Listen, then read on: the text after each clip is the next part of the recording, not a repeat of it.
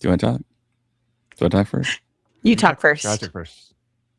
Hello, everyone, and welcome back to the Star Wars Stuff Podcast. My name is David. I'm Mary. And I'm Chris, the guest. And- Yes, we have a special guest again tonight, Chris, the OG. How are you doing, sir? I'm doing well. How are you doing? How are you hanging in there? Oh, Let's not talk that's how about we're that. starting it. Let's not go there. I'm fine. I'm doing fine. I'm podcasting, so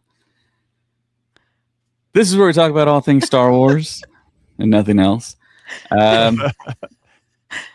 We definitely do want to thank our top tier Patreon members out there, starting with Liam McCallion, Kevin Leininger, Deb McCaffrey, Zach Netzel, Matt Morris, Adam Haber, Front Row King, Cam from Indiana, Mariana Tia Arnold, Rest Shadow 27, Alex Blundell, Indiana Solo, who will be at SpaceCon, BC Nice. Doomit, and Sean Smith. Thank you so much for your awesome love and support. Also, check out LegionSabers.com. Use the code STUFF at checkout, and you'll get something really cool, maybe like a $5 discount.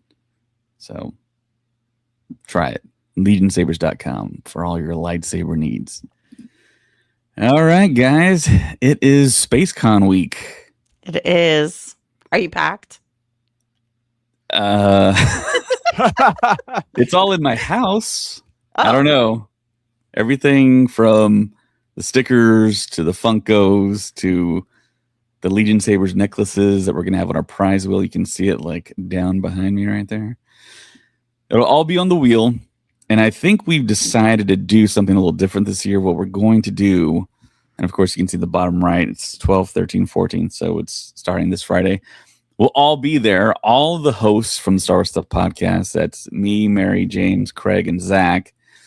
And Chris, he's like an honorary host. He'll be there too. So yeah, we're gonna have a lot of stuff on the prize. Like I said, we're gonna do something a little different this year. So this is what we're planning. So every hour of SpaceCon, we'll see if we execute. yes, execution is the key.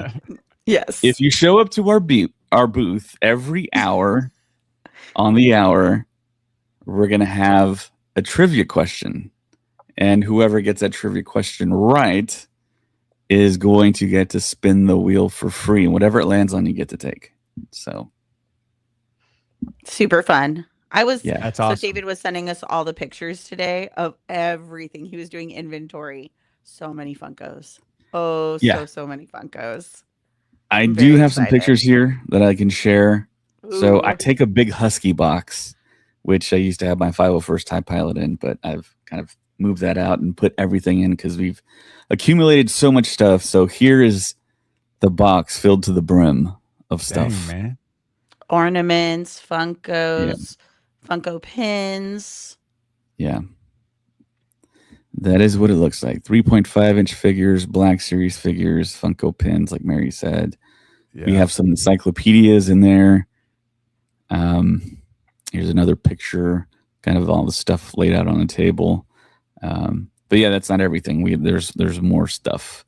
So, yep, did all that today, and yeah, SpaceCon is going to be big. It's going to be really big. You can tell by our background. And we also have like specialty pins and stickers. Yep, we sure do.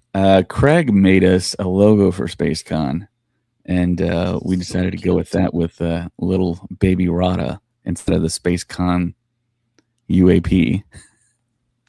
And we'll have magnets as well. We've done that a couple of years now, and they're a big hit. It's just essentially the SpaceCon logo. You can pick that up at our table. Free stickers as well. I do have a picture of that, I thought, right here on the wheel. Those are all the stickers. You can see at the top left-hand corner what Mary was talking about there, if you're watching this on YouTube or Facebook or Instagram. So, yeah, there's a ton of stuff. We're excited. We'll all be there.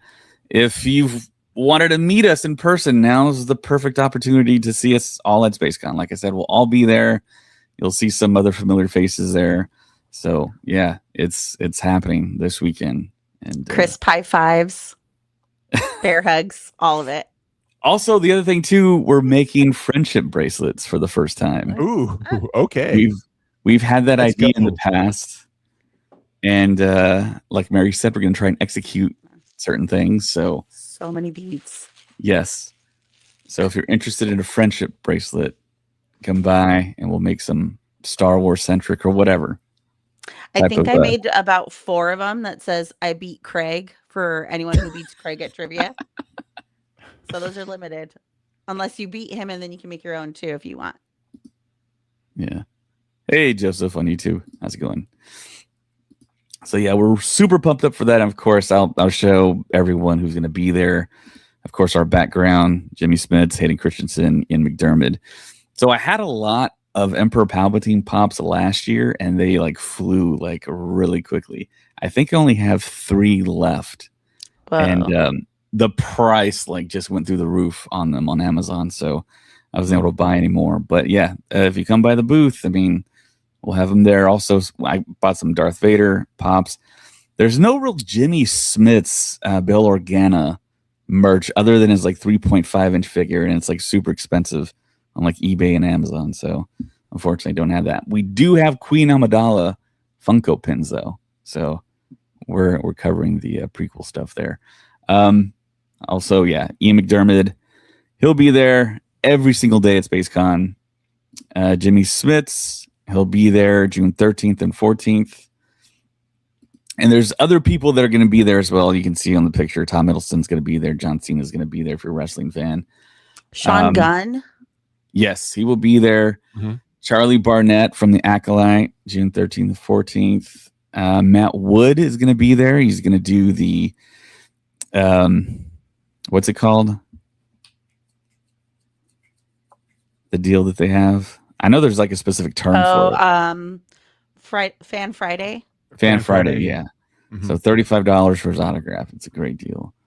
I think Daniel Giancarlo is also doing the same one. Yep. He's doing it, and he'll be there, I believe. So I think there's a little confusion on what days he'll be there. I believe he'll be there every single day.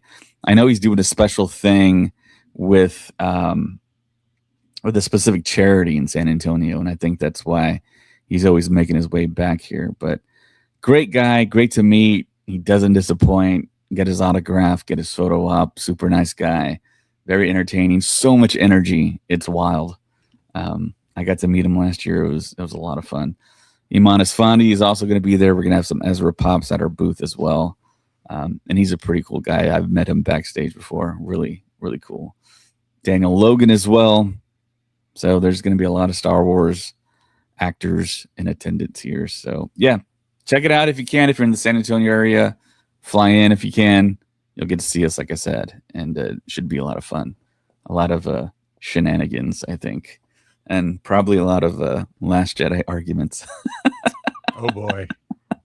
I'm going to be at a panel during those. I don't know if there's a panel that you will be able to escape to escape that question. I will be in line to meet someone somewhere. Fair enough. Yeah. So Adam Haber on YouTube, he says, is overflow parking because of Jimmy Smits?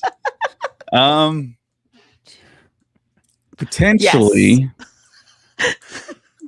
Potentially. What Adam is referring to is my team, the San Antonio Spurs, potentially will be playing Game 5 of the NBA Finals right next door, which, I mean, you're gonna look. I mean, it's gonna be the same feeling I have when I'm driving by like an accident on the road when I look at what's gonna happen, because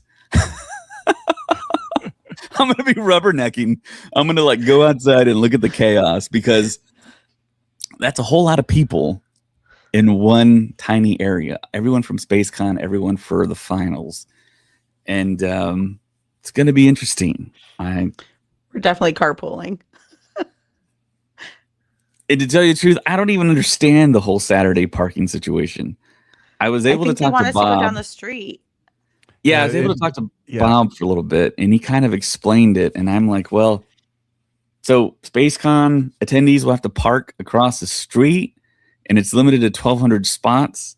And then you got to walk across the busy street, walk across the parking lot that you had access to before, then walk across the other piece of parking that's like barricaded usually, and then finally get into the building when it's like 95 degrees outside.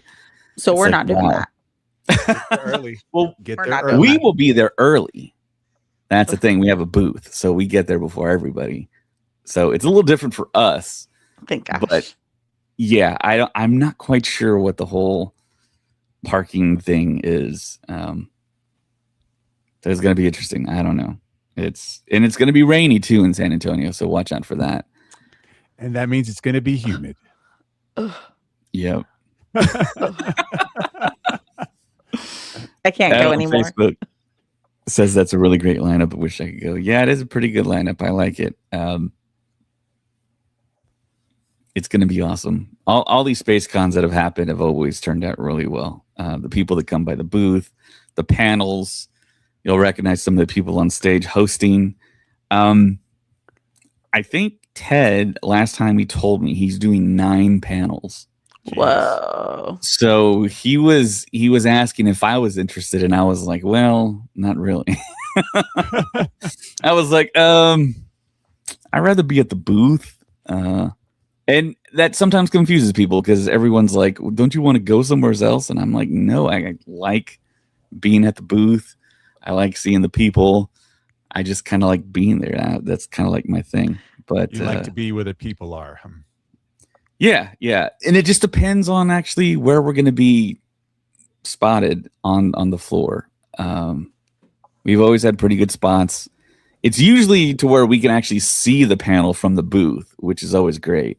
Mm-hmm. So we're hoping we get that same type of allotment there. So yes, see us this weekend. We'll be live. Craig 5 will even be there. And you can argue with them about The Last Jedi all you want. And try and beat him at some trivia because he's a self-proclaimed trivia supreme leader or whatever. So I think you have to go animation sequels if you want to beat Craig. You'll never Or be The able to Last beat him at Jedi. Creatures. You're never going to be able So- to beat him at Creatures. He knows way too many. Yeah. Yeah, I put together a trivia show years ago for an event that we helped put on over here called May the 4th Be With Y'all. That it was a charity event to raise money for various charities in the Austin area. And where I used to get people is on pop culture references in Star Wars. And a lot of folks, there are some hardcore folks who knew them, but then like the majority of them were like, that happened? Like, yeah. You never watched the Muppets or anything like that growing up, so you missed out on some stuff. But that was one thing is pop culture. But if you're sticking strictly to storyline trivia questions, and yeah, that is you just have to mention that. You know, that's the way to go to Get a bracelet. get a bracelet. Yep. So Chris, I can actually talk to you about this because I know you're going to know this and remember all this. But when we were kids, and Muppet Babies would come on, they would have in the intro some of the Star Wars episode that they've shown that they had. But with my luck, when I was a kid, I would try and watch the Muppet Babies just for that episode. And every time it would air, I would miss it. There was one time I caught the tail end of it. And I've never seen that episode in its entirety. And I would work to try and watch it. I think I'd seen every episode except for that one, but yeah, I caught it several times. The one thing that I remember, actually probably the only thing that I remember from that episode is Gonzo was Han Solo and his name was Gonzolo. That's good. That's so good. And Fozzie Bear was Chewie, right? Rolf was Chewie. Oh, okay. Who? I feel like you can find this online now. Yeah, Rolf with the dog was Chewie, I think. Okay. Now. Yeah. Okay. And of course, you know, Piggy was Princess Leia and Kermit was Luke.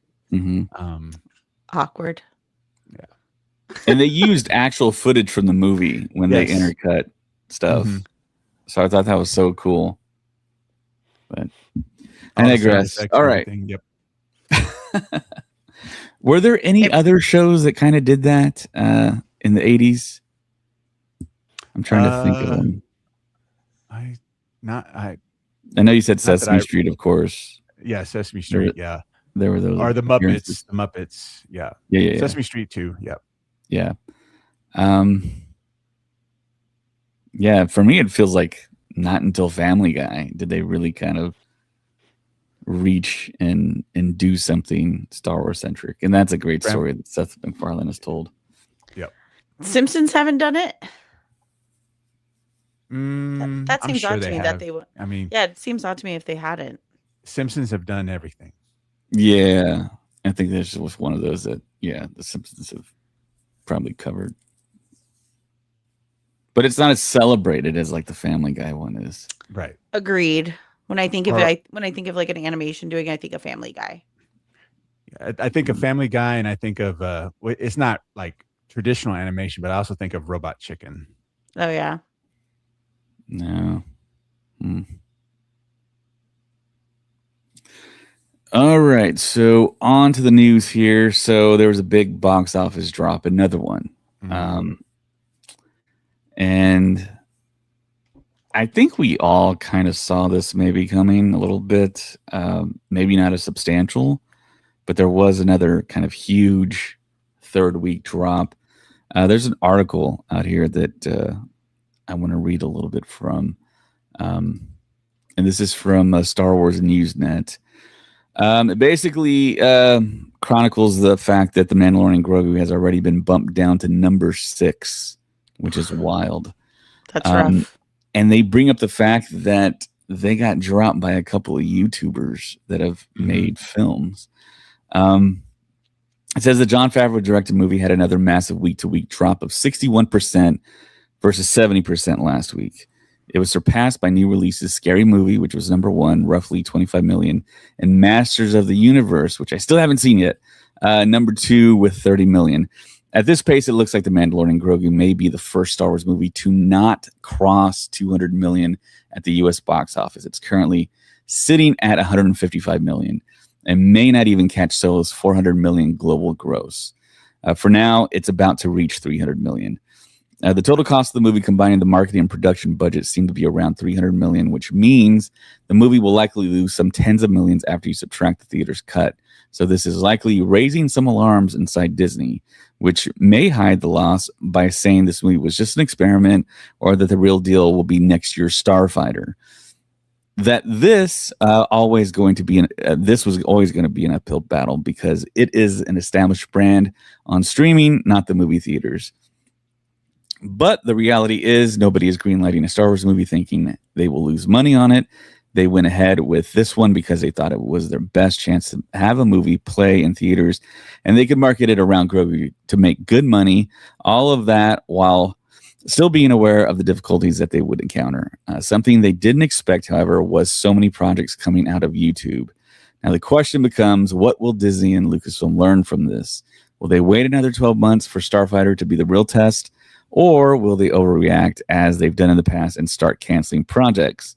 The next few months will be quite revealing. If this wasn't enough, we are only in the first half of Dave Filoni and Lin-Manuel Miranda's first year as Lucasfilm presidents. What do you guys think about all of that? So it's a shame. It's a shame. Yeah, I think it's a shame that the fans aren't really getting behind this project. Now, keep in mind, we're in like kind of a unique time. You know, budgets are strained. You know, the price of everything is more. Everything is more expensive now with the way things are. So we're in a different time. You know, it's not like we can go back to like, you know, the end of the 90s where, you know, the .com boom was happening. Everyone had all this money and, you know, they could go see Phantom Menace 12 times if they wanted to. We're in a different time now. But that being said, it's also, we just don't have the support behind this movie that we've had with other Star Wars movies, whether it's because they are not excited to see this property be on the big screen because it originated on Disney Plus, whether people are just being stubborn and saying, hey, this is not what I wanted to see as the first Star Wars movie in 7 years, or just flat out negative individuals that are boycotting it for this reason or that reason. The support's just not there, and it is a shame to see that. Could it cross 300 million?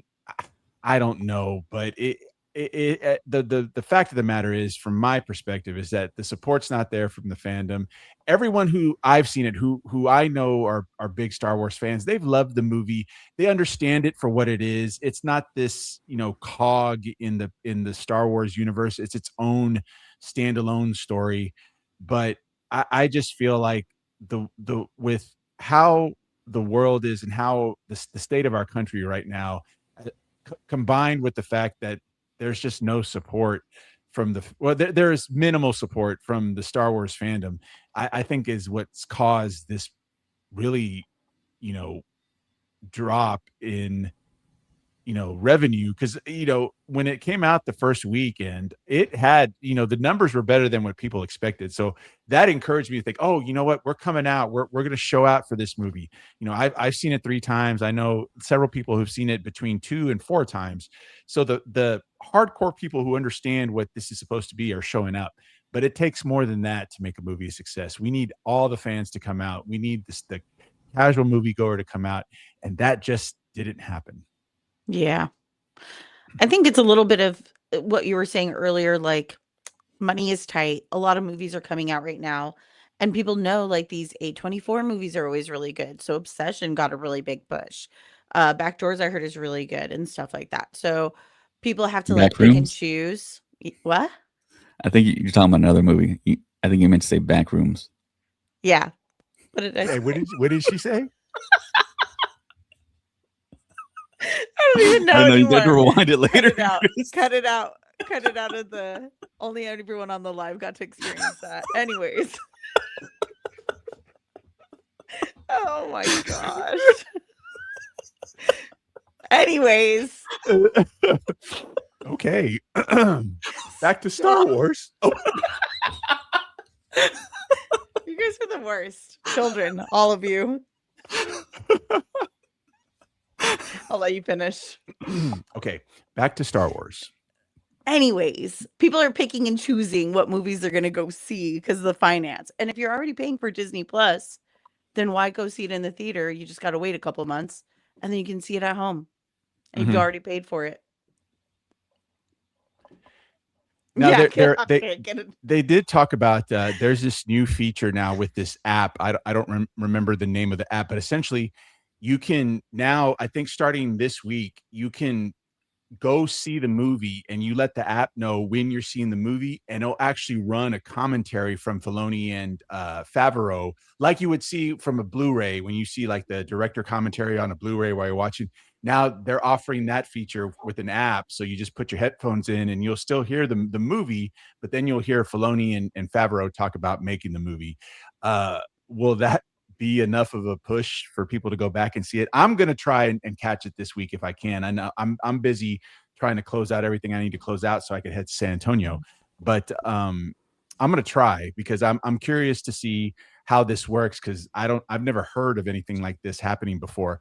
Plus, I want to try to support the movie. You know what I'm saying? I want to try to support it. I think I've heard of something like this. Mm-hmm. Like hearing exactly what you said, like a DVD Blu-ray commentary. That's a really cool thing that they're doing. It's just I've only seen it advertised on Instagram, though. I haven't seen it anywhere else. I don't watch a lot of TV, but I don't think there's commercials for it. But that's a really cool thing, though, that they're doing. Exactly. It seems like the innovation maybe theaters kind of need, but no one is talking about it really. I haven't seen anything other than me posting that Instagram thing. Again, bad marketing. I don't know what they're doing. See, and that's another thing is that I personally, they treated this movie like they treated Solo. They started the marketing way too late. I mean, for other Star Wars movies, we got a trailer for that movie the year before the movie came out. Not a year, but the year before. We didn't get anything until the year of for Mandalorian and Grogu. Same thing with Solo. We didn't get anything for Solo till the year of. Now, keep in mind, we had The Last Jedi bumping up against Solo, but still, I thought really from a marketing perspective, Disney really dropped the ball here. Is it Disney or is it Lucasfilm? Okay, Lucasfilm. That's whoever was that's in a $1 charge million of marketing. question. Yeah, exactly. Is it Disney or is it Lucasfilm? I don't think anyone really knows. Yeah, and I don't think that's something we're gonna know. Um, but either way, they handled it like Solo, and I think that contributes to why we're at where we're at right now with the box office with this movie. Agreed. I agree. Yeah, it's an interesting phenomenon because back in 2019, when they did that Investor Day call, I think they announced Solo then, and we kind of knew that that was happening. That was a big rumor.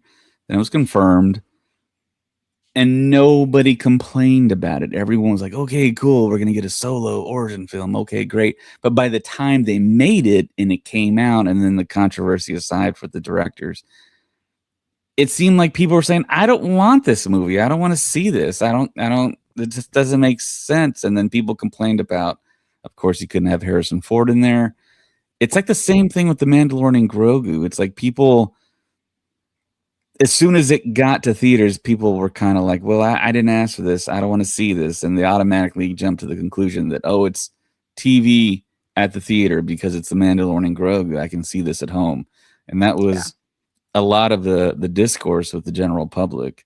But I mean, when I went to the theater, I saw a lot of people that were like into it, and it just didn't have that hype level. It didn't have it. I mean, I always say this to the guys on the podcast. I always say you got to get the people going, you know. And it just didn't. I mean, way back when, 20.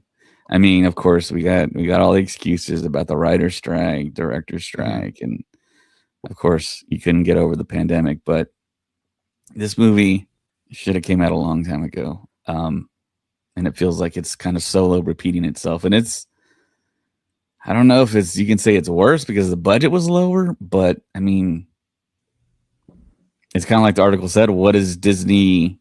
What is their reaction? Is it going to be a knee-jerk thing? My ideas that flowed through my brain about this was the simple fact that, and you have back rooms and you have obsession just That's not what it's called. destroying. Did I say it wrong? Just destroying the box office, and people are hyped about it. I got hyped about it. Ted from Kansas City, he hyped me up about Obsession. He saw it at South by Southwest. Great film, great horror film. They're both in the horror genre. I knew about Backrooms. They're just doing tremendous box office. And I made the suggestion to our podcast hosts here. Maybe Lucasfilm needs to do kind of the same thing. Hire the young talent, make the smaller Blumhouse type films. I mean, it's all right there on a silver platter, I think, and get people excited. And my idea was go back to the original trilogy.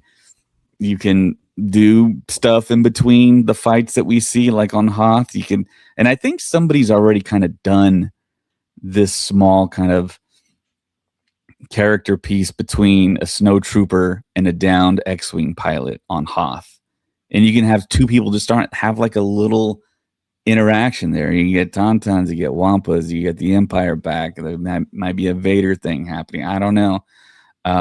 Maybe, I mean, there's a lot of possibilities there. And it just seems like Lucasfilm Disney is just kind of stuck in old man thinking, essentially. And they got to liven things up. They got to look to the youth. My time has passed. I'm 44 years old. They got to look to these 20-year-olds now to actually rev stuff up. It's like, come on, guys. You got to give them the keys. I mean, you got to try different things.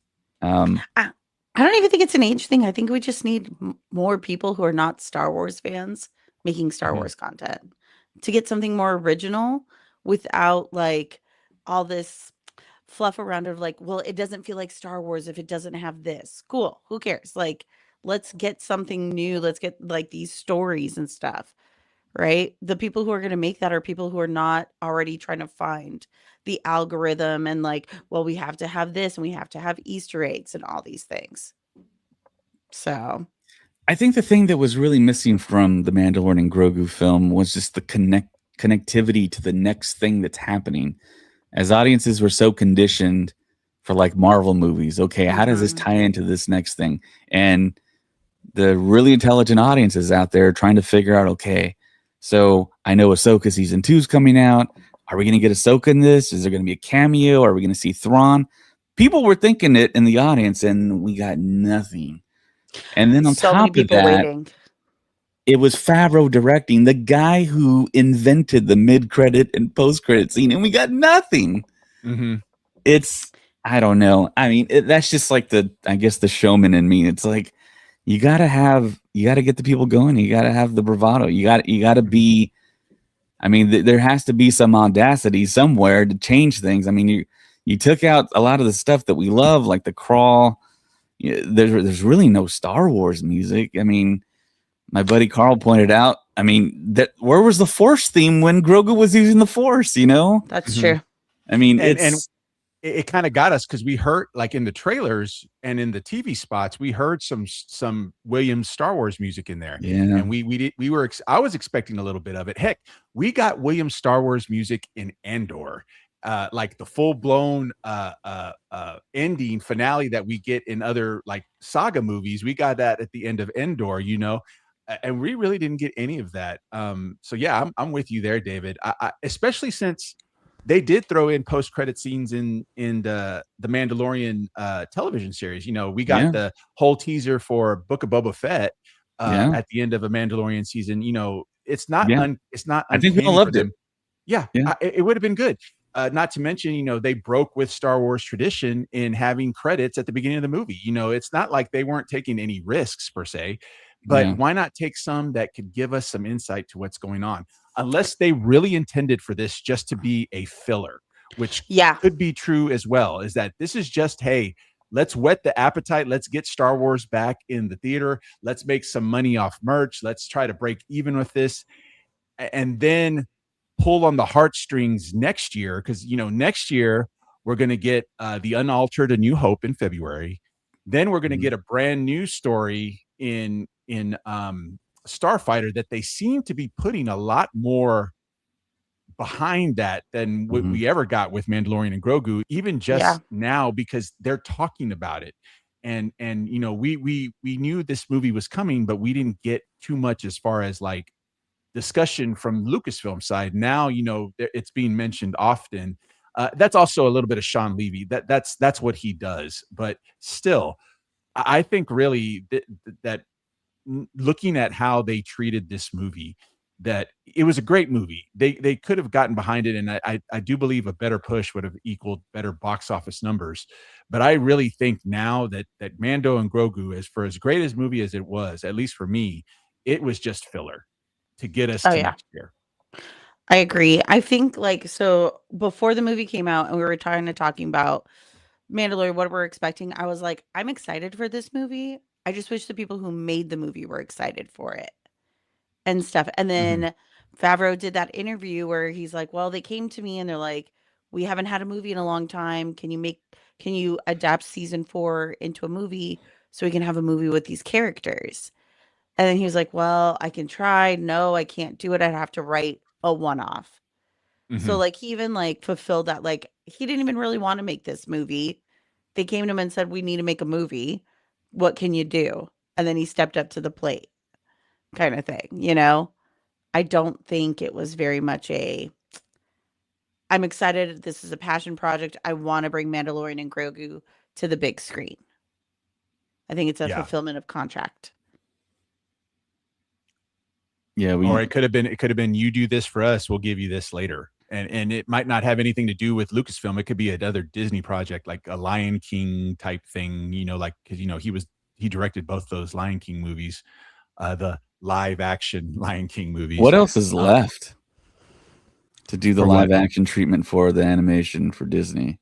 Well, they're bringing Moana. Toy Story. They're gonna do live action Toy Story. Hey, we're getting Moana. Yeah. I mean, I think I've seen more marketing for Moana than anything for Mandalorian Grogu, even just in the last like 4 weeks. And they're that's really why it pushing makes that. me think.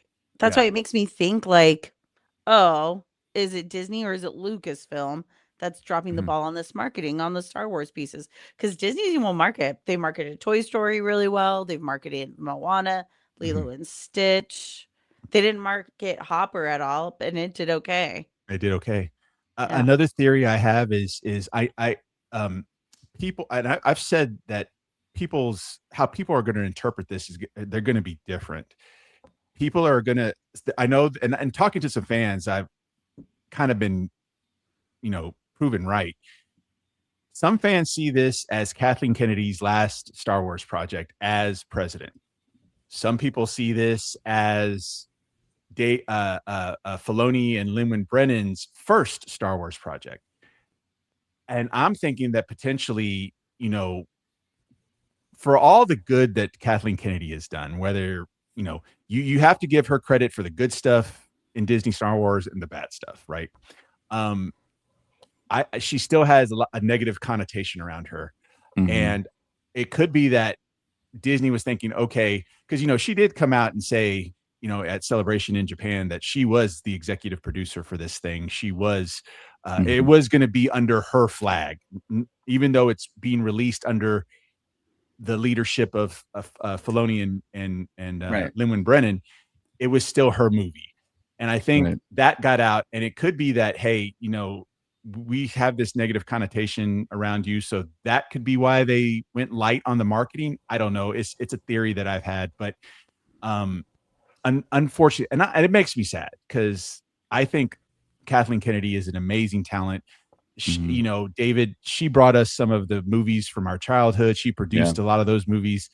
I just think that from a creative standpoint, I don't hold that against her. The issues that I had with her and the mistakes that I thought she made had to come from management of how these movies were made. And I thought she made some mistakes there. But again, she had some triumphs, and I give her credit for those too. Yeah. I think she also is helping produce Starfighter, right? I thought she's producing, but she's not like, she's a producer. She's not the producer. Yeah. I think she's going to have a producing credit for every Star Wars project till the end of time. But what her hand will be in there will be limited. I see. Yeah. She's maybe the second or first on the producing list of greatest producers of all time. But I would want her to produce any film, but the whole green lighting of certain projects, and I don't know, that there's an air of her just trying to please everyone. It feels like sometimes, and we all know what the saying is: you try and please everyone, you please no one. No, exactly. And not to mention, you mentioned, David, the projects that were greenlit and never saw the light of day. Not to mention how many people have been fired in the middle of productions or in pre-production to bring in someone else to try to patch things up. We talk about, the firing of like Colin Trevorrow from episode 9, writing that script, directing that movie. Lord and Miller. Lord and Miller. And they made an amazing space movie. Yeah. With Ryan Gosling.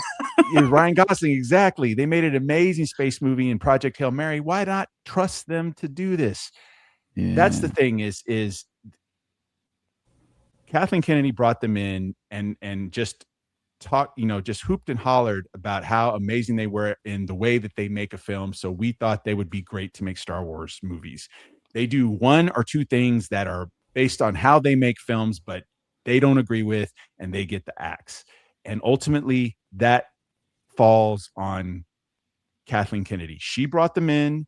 They didn't do what they didn't do what she thought they would do. So she had to get rid of them. That's on her. Same thing with writing the script, Colin Trevorrow. And I don't remember the original person that they brought in to write The Force Awakens. They ended up firing him too. Yeah. Michael Arndt, the guy that did Little Miss Sunshine. Yep. You're responsible for that. And I don't care what they say. If you fire someone in the middle of production or in the middle of producing a movie or in pre-production, that affects the film. It does. So I think you forgot this. It's going to blow your mind when I say this, but she hired Michael Arndt after Michael Arndt told her it's going to take me years and years to write this script. Right, exactly. And she goes, we were hoping he was going to just write it faster. It's like, what are you talking about? You know what? It's weird. I just saw that interview where she said that like last week. Oh my god! I was like, see, and that's on you. That is on you. You knew how he worked. You hired him anyway. And then when he didn't work like how you wanted him to work, you fired him.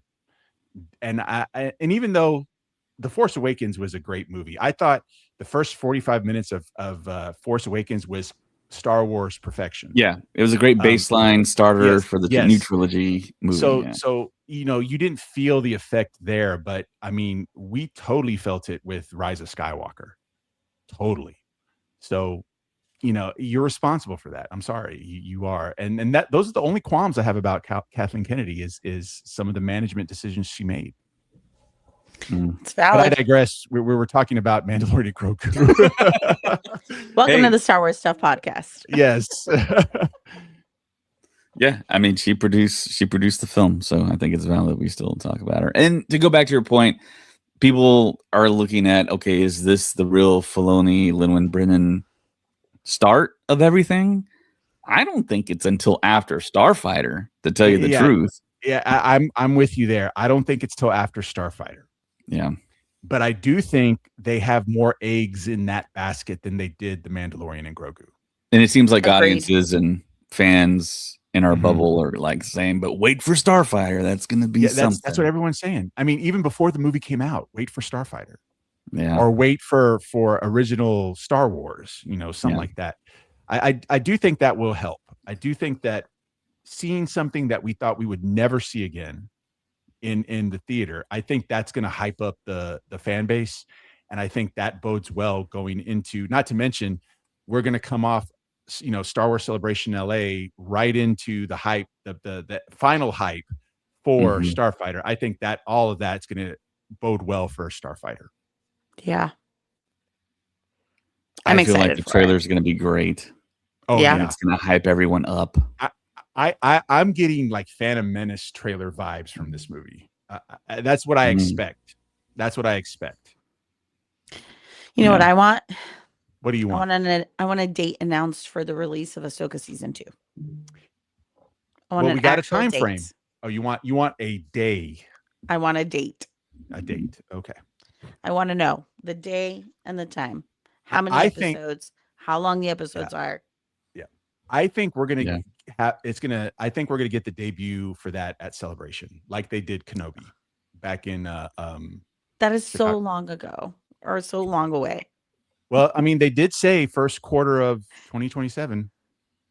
So that falls in that time frame, kind of, sort of. It's right. Well, you know what? It's right outside first quarter. Right outside. It's wild. Yeah. So since we are talking about movies here, I want to talk about this. We were going to talk about it last podcast, but we didn't. We ran out of time. But check this out. And I want to say I thought about this right when they announced Simon Kinberg to do a trilogy. But due to, I guess, the box office for Mando Grogu, the talks have like fired up more. What do you think about Simon Kinberg's new Star Wars trilogy being episodes 10 through 12? I'm fine with it as long as it's done well. But what the problem that I have with it is that, you know, they hyped Rise of Skywalker as the end of the Skywalker saga and the end of 3 trilogies. The end of the Skywalker saga, which is everything episodic. At least from what I heard and from my perspective, is everything episodic. So 1, 2, 3, 4, 5, 6, 7, 8, 9.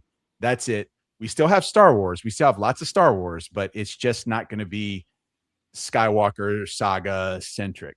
If we go back to that, then we're back in the Skywalker saga, which I'm fine with because in my mind, that is Star Wars. We don't have Star Wars without the Skywalker saga. I thought it was a mistake to say that way back when, because I think, yes, you can have these a Star Wars story type movies, but I think at its core, if you want Star Wars to survive, you have to have the Skywalkers. They are Star Wars, in my opinion. So if they do that, Look that's at Mary. fine. Okay, Mary, we're going to get to you. I promise. Because I see your facial expressions now, and I'm concerned. If you don't watch us on YouTube, you're missing out. I can't control my voice. My face does not have a mute. It really doesn't. I think my face needs a mute. Okay. Oh my gosh. But I think for Star Wars to survive, you have to have the Skywalker saga. You could take breaks and you can have other stories. That's great.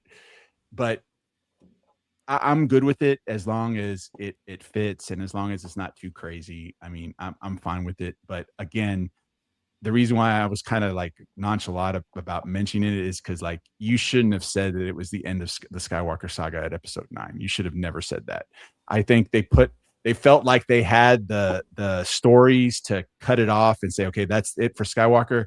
But I think now they're seeing like, hey, the fandom likes the Skywalkers regardless of who they are. And that story needs to continue. But again, we'll see. We were supposed to have, 2 other creators or a duo and someone else create trilogies, and they're not going to happen. So we'll see if this holds water. Yeah. Hey, what's going on? You know what? Okay, so this is my thought. The only way they can continue the Skywalker story is to backtrack and undo so many things. Number one, they'd have to bring Mara Jade in. They'd have to bring her and Luke's kid in. They're never going to do that. They're never going to do that. I don't think that's the case. Ben is dead. Ben is dead. Did he have a mystery child? Is there a long lost cousin somewhere? Who is these Skywalker stories going to be about? Come on, Are we filling in time? No and gaps. We have a living Skywalker. No, we don't. Yes, we do. Just because she adopted the name doesn't mean she's a Skywalker. She's a Skywalker. If anything, that is going to cause even more turmoil in the fandom. That's what I'm saying. It has to be done right. It has to be done right. It's too late for it. It's too late. I don't know. Let's go get Craig. Someone call him on the boat. Oh yeah. Let's get Craig. Let's do that. He's currently Craig's on a high seas right now. On a cruise. Nice. Someone reach out. I wish I was on a cruise. No, I think it can happen if it's done right. But I mean, and here's the thing: is that the Skywalkers, they're dead, but they can come back. AI is prevalent now. If we use AI as a tool, not as a creation tool, we can use it appropriately. I think. Craig. We can make it happen. He's like not even here to defend himself. So We'll tell you later, Chris. We'll tell you off the pod. All right. Look forward to that.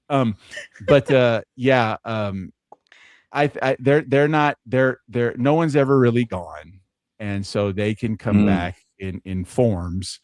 But like I said, I'm okay with it if it's done well, regardless of what people think. Rey is a Skywalker. That's who she is. She may not be blood, but she's there, and she's powerful. So I think they could run with that, but it has to be done well. I'm curious what well is. Meaning take their time and hire the right people. Don't expect someone that writes a script and a screenplay. It takes them 2 years. Don't expect them to turn it around in 6 months. Do it appropriately.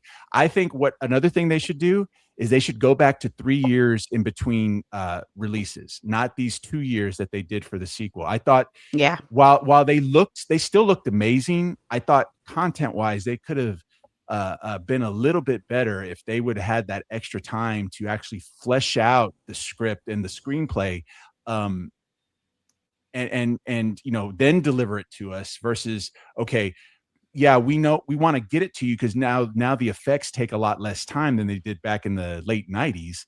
Let's crank these movies out, because Disney wanted to do that because they wanted to recoup their $4 billion, right? So now that your money's recouped and you have a cash cow in Star Wars, take the time to make these movies right.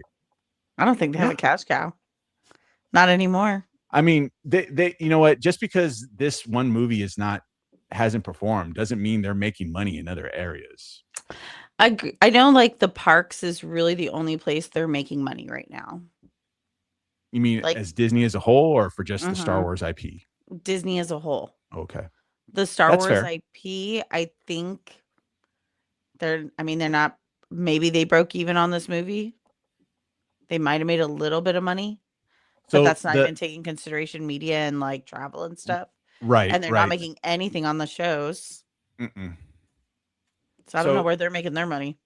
yeah, well, there's still merch, and I know a lot of merch was sold, especially like from the real popular ones where they actually, even though the company takes a good chunk of it, the IP takes it. That's Lego. There's a reason why they're so expensive, because everyone gets a good cut, right? Mhm. Um, I know they make a killing on Legos. I know they make a killing on Funko Pops. The action figures, the stuff from Hasbro, not so much anymore. But it's the Hot Toys, Sideshow. They make a killing. Lucasfilm, Disney makes a killing on those. That's true, yeah.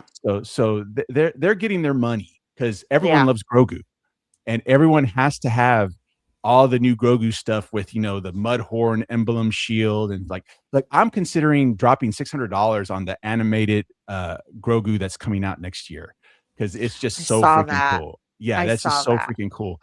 Um, they're going to get their money. It's just this movie is just not performing, and that doesn't mean it's not making money. So I would still say they have a cash cow in the Star Wars IP. It's just this was a bump when we talk Yeah. about the Mandalorian and Grogu, but they've recouped the money. That's initially what I was trying to get away is that our convey is that they have recouped their $4 billion. So Yeah. now, instead of trying to force movies out like they did with the sequels so that they can recoup that money faster, they don't have that over their head. Take the time to give us good movies.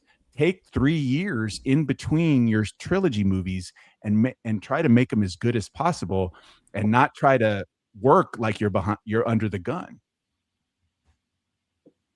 Yeah. And I'm sorry, I know I just said a lot of words. I'm just processing. We are a podcast, so lots of words helps. Nice hat there, Chris. Oh, thank you. What is it? I can't see. I'm blind. Lucasfilm. Okay. I got it from Lucasfilm. Gotcha. What? Nice. And on Facebook says, do you think release time had anything to do with it? Like it was a holiday weekend and right before other big name releases. I mean, Solo was the ultimate like folly because it was like Infinity War, Deadpool 2, and then Solo.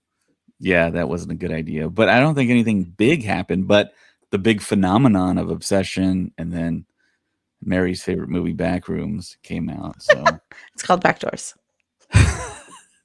Till I die now. That's all I'm going to call it. Stop it. So yeah, I mean, they still hit kind of a weird situation because those two phenomenons happened. So I don't know. It's kind of like history repeating itself in a way. Kind of. The guy who made Obsessions is talking about doing a TV series, 10 episodes with 10 different wishes. That'd be cool. So Yeah, yes. Keep those things away from me. I am not jiving with those wishing willow things from that movie. The wishing willow is not the problem. The wish he made was cursed, not the willow. I don't care. Keep that away from me. So if at SpaceCon, if we see anyone that has those as like, tchotchkes or swag, or they're selling like replicas of them, keep those away from me. I'm not. I'm gonna buy one. I think I'll need two. Yeah, I think you messed up, Chris. Oh gosh. Just gonna put one right on your seat when you sit down. Everywhere you go. You ever had a wish? What would you wish for? What would you wish for? Sit, crack. Okay, I'm screwed. You just hear the little jingle. Start running. Every time you hear that jingle, start running. Yeah, I've seen enough. I haven't seen the movie. Okay, I'm not a horror person. It's not something that but I've seen enough clips and I've read enough about the movie that I'm like, yeah, I'm not going to press my luck with this thing. It's pretty good. It is pretty good. I'm not a horror film person either, and I really enjoy it. Yeah, and So see, that's how good that film is. I'm not a horror person either, and I thought it was really good. I took my wife to go see it a couple weekends ago, and she thought it was aw, really good as well. So, date and she's a night. horror person. So, yeah, we're just stuck in that weird space of waiting for the next Star Wars film that doesn't happen until May. Well, And, Wild. do you count the re-release of A New Hope? Or no. well, I mean, we've Star been Wars. there before in 1997 when they dropped the special editions, and that made money. I think it made what, like 10 million the first Oh yeah, weekend? they made bank on that. Yep. Yeah. I mean, the I saw it opening weekend, and the whole weekend was sold out across Austin. Everything was sold out that weekend. I remember Okay. that weekend very, very well. Yeah, in '97. Yeah, I saw it in Dallas actually. I still remember that day going to see it for the first time on the big screen. But of course, it is the despecialized edition. A lot of people like to call it that. But the original version of Star Wars, you're going to see the Vaseline on the lens to cover up the wheels on the speeder on Tatooine. You're going to see all the original Cantina patrons there. You're not going to see Jabba the Hutt. Yeah, you're not going to see Jabba the Hutt. You're not going to see weird. You're not going to see the Outrider fly out of Mos Eisley. Right. And you're going to see also the Skyhopper. You're not going to see the Skyhopper. Nope. You're going to see a very small Mos Eisley. Right. You're not going to see the old school. I mean, the new school dogfighting. You're going to see the old school dogfighting scenes. Yeah. I don't think I want to see it. I don't think I want to go. It is your job as a Star Wars podcast host. Don't make me go. Don't be one of those fans. Just see the movie because it's fan I watch. Star Wars. That's what you need to do. Don't gatekeep, Chris. No, I'll go see it, but I'm gonna sit. Literally, you guys should try to go see it with me because my face the entire time is gonna be like, "What the fuck? What is happening?" Whoa, what? What? I thought this was a family show. This is a family show. I don't know what Mary's doing here. I think that's strike number 2. I got on her nerves. So you know what it is? I'll tell you what it is. It's because we're all friends and we all talk and stuff. So now I'm like super comfy cozies, and I'm. This should have been a Patreon episode.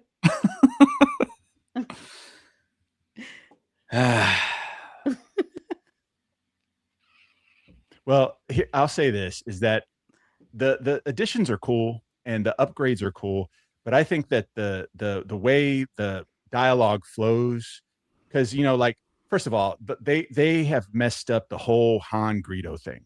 So you're going to see Han's going to shoot first. Yes, you're going to see that how it really should have been, all stuff like that, and then the whole McClunky. Oh, God. I'm going to wear. I actually have a shirt somewhere that just says McClunky. I'm just going to wear that when I go see the first showing of the re-release of Star Wars. Yeah. But like that whole Jabba scene is just a replay of what he talked about to Greedo. That's why it was cut in the first place, right? So I think the story and the dialogue flows a lot better in the unaltered version, and I think you'll notice that when you see it. We'll see. We'll see. You just get that Longhorns update, Chris? No, I didn't. What happened? Texas is back in Omaha again. Shout out to it's because of my Longhorn Grogu. Yeah, no, I went crazy when the ladies won the softball national championship. I was like, yes, we got a back-to-back. Let's go. Yeah. Nice. Cool.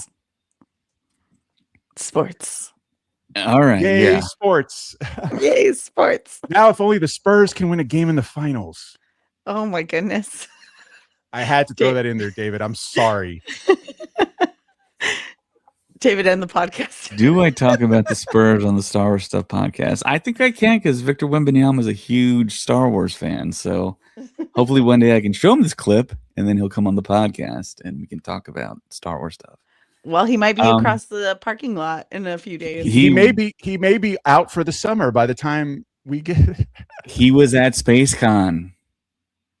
Last SpaceCon, he took a picture with Ewan McGregor, Hayden Christensen, Rosario Dawson. He was behind the curtain, and they kicked us out.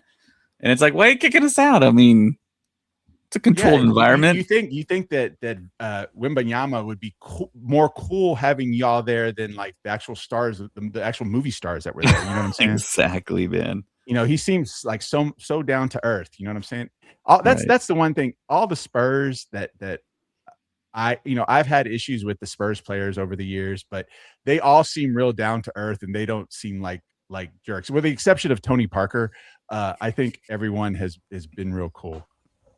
Yeah. Or seems real cool, I should say. I've only met a handful of them. So yeah. Sports. Yes. Sports. We're talking about basketball. All right. Baseball? We're losing viewers here.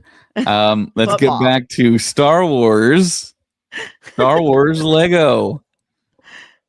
I have a little video I'm going to share with everyone. So there's some Lego controversy out there. Not specifically with the actual Legos itself, but there's a situation out there.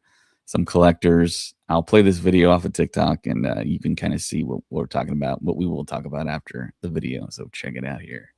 An 83-year-old man in Oregon consigned his $200,000 Star Wars Lego collection. It disappeared. And somehow, it all ends up in American Fork, Utah. Brian Mansell and his dad consigned 780 unopened Lego sets and 1,200 rare minifigures to a store called Bricks and Minifigs in Oregon. One of those sets alone, Cloud City, was worth $10,000. The store changed ownership, and the collection just vanished. Nobody got paid, nobody got answers. Enter YouTuber Reckless Ben. He picks up the story, gets 2 million views, and decides to take matters into his own hands. He flies to American Fork, Utah, where the new franchise exec lives, to serve him legal papers.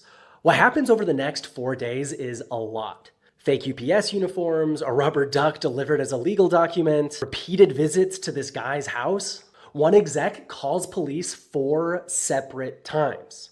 Ben gets arrested twice and booked into Utah County Jail. His team? 5 people taken into custody at their Airbnb. Now here's the thing. Bricks and Minifigs is headquartered here in Utah. The CEO's in Utah. The franchise exec is in American Fork. The Salt Lake Tribune covered it. People online are already calling it the Mormon Mafia Lego scandal. Not making that up. Now Ben disputed everything. Said the police redacted body cam footage, said he was just trying to serve legal papers. The case is still active and no plea has been entered. And Ben? He claims he's currently in Mexico. So comment below. Are you on the side of the Mansell family and Reckless Ben? Or do you think he crossed a line going to someone's house? I want to hear what you think in the comments below. And this is the kind of story that only makes sense when you... So yeah, what do you guys think about that? Make sure you're not on mute. Chris? Okay, so I've actually been following this story, and it was unfortunate because first off, the claim that the person that brought his father's Legos to consign at Bricks and Minifigs that it was over $200,000, it wasn't. I don't think they said combined. Really, it wasn't 200,000. It wasn't even 50,000. But you could have gotten significant amount of money. He did have a couple of sets that are like super retired and super rare that were worth a lot, right? So it's still money, right? It's still money, and it still belongs. Obviously, once it's sold, the store gets the consignment fee, and then the rest goes to whoever gave, whoever owned the set to begin with. It's still his, right? It's kind of where it got hung up is that Bricks and Minifigs, you can franchise a store. Like I could go and buy a franchise and open my own Bricks and Minifigs store wherever I want, right? And what happened was the corporate office overtook the franchisee because they were doing something wrong. And what happened was the corporate, the Bricks and Minifigs corporate are saying that the contract that you had with the franchisee is no longer valid. And these Legos belong to us. And Like a fine print situation. Exactly. So that's why, they got that influencer involved and whatnot. And ultimately, though, now if this was in Texas, the corporate office would not have a leg to stand on, because the franchisee, whoever takes over that store, they have to take over the contracts as is. So Right, like here right. in Texas, they wouldn't have had a legal leg to stand on. And actually it would have been legally enforced by the Texas Department of Public Safety or the DPS troops, they would have Yeah. enforced it. But because they're in, I don't know where, I guess the laws are different. But from what I heard is that the corporate office and the individual that put the Lego sets up for consignment, they're set to meet to try to work this out. I think, I don't know what will come from that.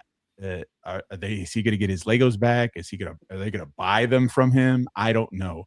That's the last I heard about this. And it's an unfortunate situation. And I do believe, while the value of the Legos that he put up, I think was blown out of proportion and like, what's that term? Like, exaggerated. Right. It's still money. They still belong to him.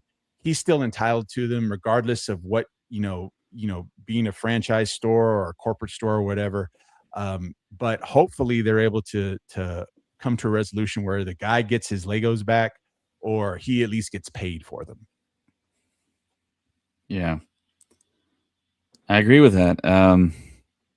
There was another similar kind of feeling situation when I believe there was a lady that went to Disneyland and she told them she couldn't have a certain food or something, and she got served her and she died.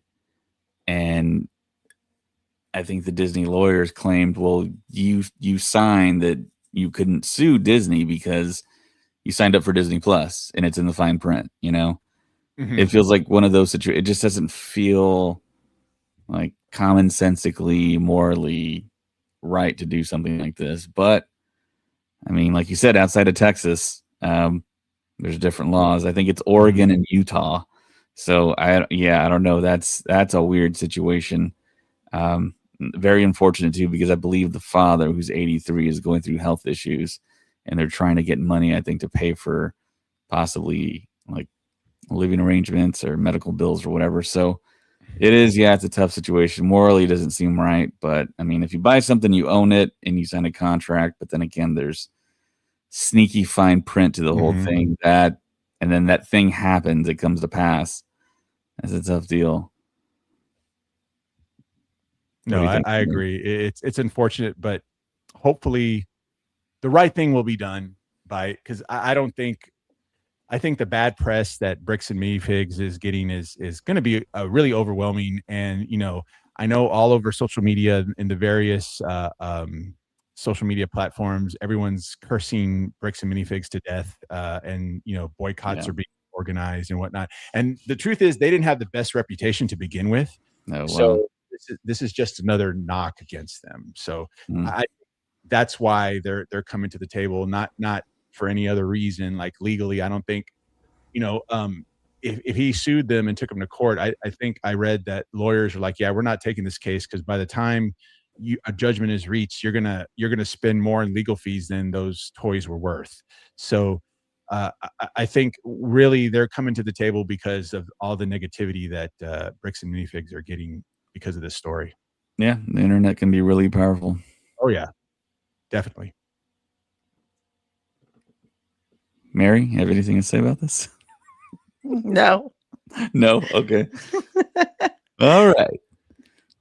I guess we're moving on to... I mean, you guys said everything I thought, so... Okay. All right. Yeah. Sounds good. So SpaceCon, guys. You know what? Maybe I should stay off the show. I think I'm the catalyst for all these shenanigans. You know what? It's been nice. I'll observe from the sidelines moving forward. Tickets are selling fast, guys. It's happening this weekend, as you can see this there, weekend. bottom right. June 12th, 13th, and 14th, we will be there, like we said at the beginning of the podcast. The Freeman Coliseum Expo Hall is right next to the Frostbank Center, the home of the 2026 Western Conference Finals champions, San Antonio Spurs. Who are down 2-0 Oh my goodness. in the finals. That is accurate. And hopefully there will be a Game 5 Saturday night, and we will see a storm. Perfect or imperfect, I'm not sure. But it's going to be interesting. And I'm going to poke my head out of the doors. And we're close to the doors, I guess. We were last year. But, yep, super excited. We will be there. And go Spurs, go. The Spurs play basketball.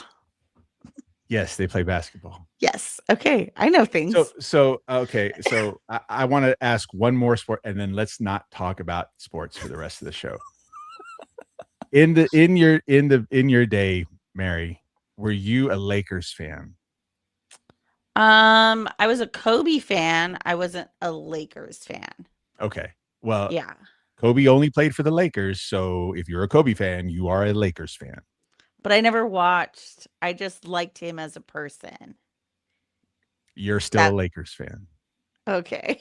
That's okay. I like the Lakers. I was a Lakers fan back in the Showtime era, and that kind of bled into the Shaq and Kobe era.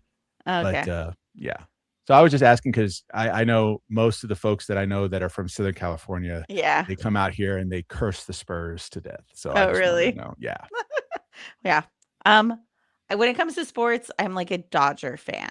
That's the only one I can like confidently say when it comes to sports. I am a Dodger fan. Hey, that's awesome. That's awesome. Yeah. Baseball. They hit the ball with a bat and then they run. And then someone might throw a ball and like tag them and then they're out. Or that they catch the ball, then they're out.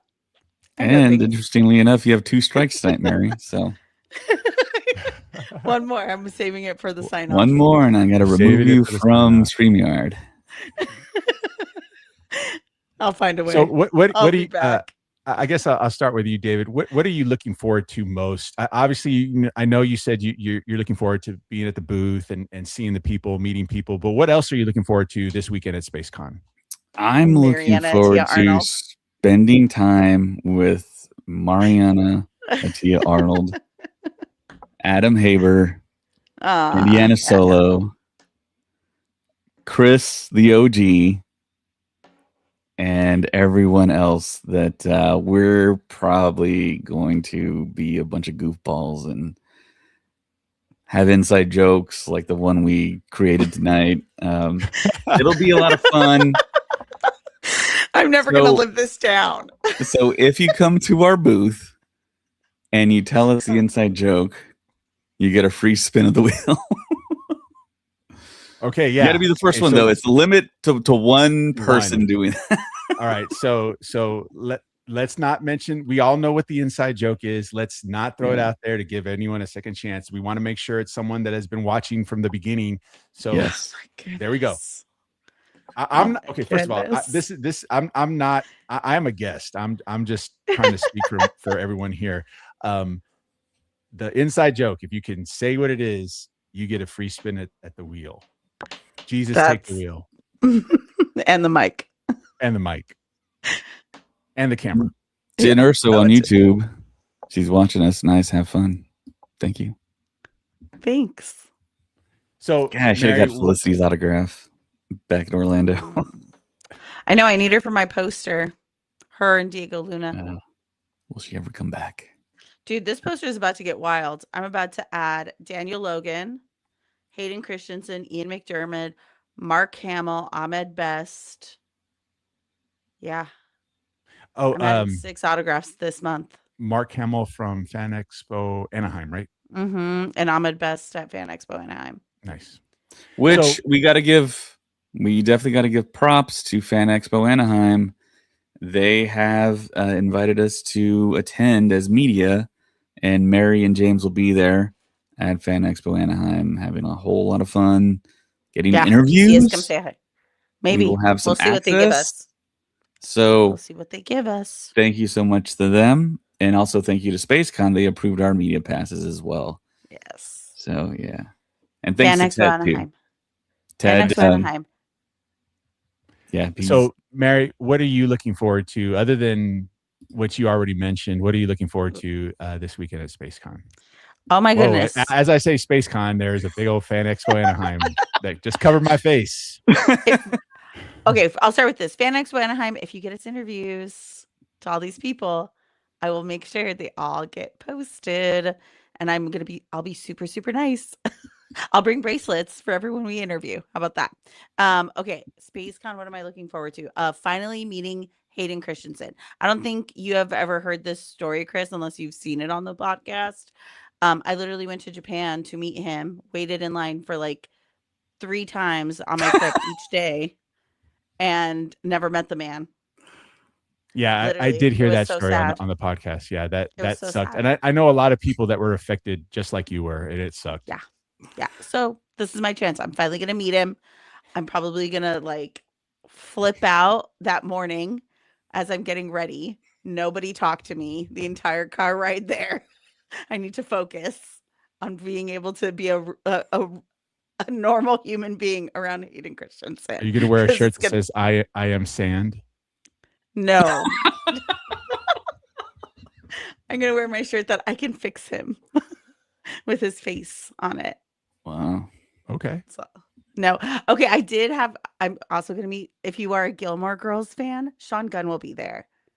So take advantage of that because he doesn't really do these things at all and stuff. So I had a shirt custom made for my photo op with Sean Gunn. So if you watch Gilmore Girls, I'll post a picture of me with the shirt and you will get the reference. If you're not a Gilmore Girl fan, don't worry about it. No, I want to meet him because I want to give him my headshot. And I said I want to be on season 3 of Peacemaker. I think I make a pretty good bad guy on Peacemaker. So that's one of my favorite Talk to TV his brother. That'd be cool. Yeah, that's one of my favorite TV shows of all time. And Wow. I want to try to get on that. So if I have a chance to see Sean Gunn, I'm gonna be like, hey, tell your bro to I can throw around guys too, man. I'm 6'4", I'm big. I throw around guys just like you have in there. I'll be perfect for that show. So yeah, we'll see. Nice. Yeah, sorry guys. The reason why I was laughing is because Adam Avery put this in the comments there. So Adam was there last year with me, and the vendor across from us, we couldn't figure out what he was selling. And I don't really remember that anymore until I just started reading this. So Adam on YouTube is saying David and I had to stare at a crystal booth for 3 days straight at the last SpaceCon. We're buying you a wishing crystal. No, So sir. okay, so Adam got up and I think he talked to the guy, and I want to say he came back and he's like, I still don't know what that booth is all about. Oh man. I hope he's not listening, but he seemed like a cool guy. I think he actually let us borrow a tool or something, or maybe I let him borrow a screwdriver. I don't know. There's something. Maybe it was no. I think it was a extension cord that I had, and I think he borrowed it because they couldn't run. They didn't have one long enough. I had a 50-footer on me. So Adam, if you do that and things go south, the first thing I'm going to say is, if the wishing crystal goes south and so everything's in chaos and it's a sequel to Obsession. It's a sequel to Obsession. I'm going to be like, Adam helped. You really need to see the movie. It's good. No, it's good. Maybe when I could see it under the covers at my own house, but I'm not going to go to a theater and be scared to death and look stupid. No way. But that's the fun part. Not for me. I get so self-conscious and I'm like, no. But yeah, I'll say Adam helped, and that was a joke that he told me when I met him last year at SpaceCon. Nice. When he was trying to help me take down I was helping you guys take down your booth, and he was trying to help me, but he really wasn't helping. And you could just say Adam helped. Okay. I totally forgot about that. Chris did help us break down at the end of SpaceCon last year. Ah. And Chris was like, I was like, nice to meet you, Chris. He's like, we already met. What are you talking about? And I'm like, what? Yep. See, half the people that I meet say that I was completely forgettable, and then half the people that I meet say that I'm completely that I'm easy to remember. So I guess David's on the half of I'm completely forgettable. Good job, David. When I was younger, the Spurs. when I was Now you younger, guys I are could remember even. everything, and now I can't remember faces and people anymore. I don't know. My brain has gone down the dumps. That sounds like a B12 deficiency. Probably. Yeah. Feels like I've forgotten more, and we're breaking our rule here. It feels like I've forgotten more sports than a lot of people know. So that feels like that to me now. I don't know. No, I have the same feeling. Same thing with like Star Wars. It's like I think I've forgotten I've forgotten more than a lot of hardcore fans ever knew. That's what I think. That's what it feels like now. Mm-hmm. All right. On that note, thank you everyone for watching, listening. Everyone out there, thank you so much. And before we let you go, we want to let you know that you can find us on YouTube. So if you do come to our booth and you want to spin the wheel, it's going to cost you. But if you want another spin, all you have to do is sign up for our YouTube and you get another spin. You get another thing. You get another Funko. You get another necklace. You get another encyclopedia, whatever we have left. All you got to do is spin the wheel. So yeah, comment, like, subscribe, hit the notify bell. Also, Instagram, we're at Star Wars Stuff Pod. Twitter, we are Stuff Pod. We're on Blue Sky. We're on Threads at Star Wars Stuff Pod. Support us on Patreon. We have a lot of great support out there. And of course, if you can't support us, that's fine. If you listen to our podcast like you are right now or watching us, that's a lot of support already. But thanks to all those people that do help fund the stickers and the booths and all the equipment we have. It's great. Also, you can email us at starstuffpodcast@gmail.com. We have a Facebook page and a group. And if you could give us a great review on Apple or Spotify, that'd be great. And also check out our website. Check out the website. Read the articles. Click on the news. James is a great writer. He's written some stuff that you do want to check out. A Mando Grogu review. Spoiler alert, he loved it. Mall reviews. It's really good. Check out his stuff. And he'll write some reviews for SpaceCon and Fan Expo, I'm sure. Yep. So more coming. Yeah. Also check out Countdown City Geeks. We work with Ted. Ted is helping us get this booth at SpaceCon and every other SpaceCon, thanks to him. And you'll see him there. He's hosting a lot of panels. He's probably working on interview questions right now, or panel interview questions right now. So yeah, support them. You have no idea what they offer. I'll tell you what they offer. You can go see movies before they come out to the general audiences.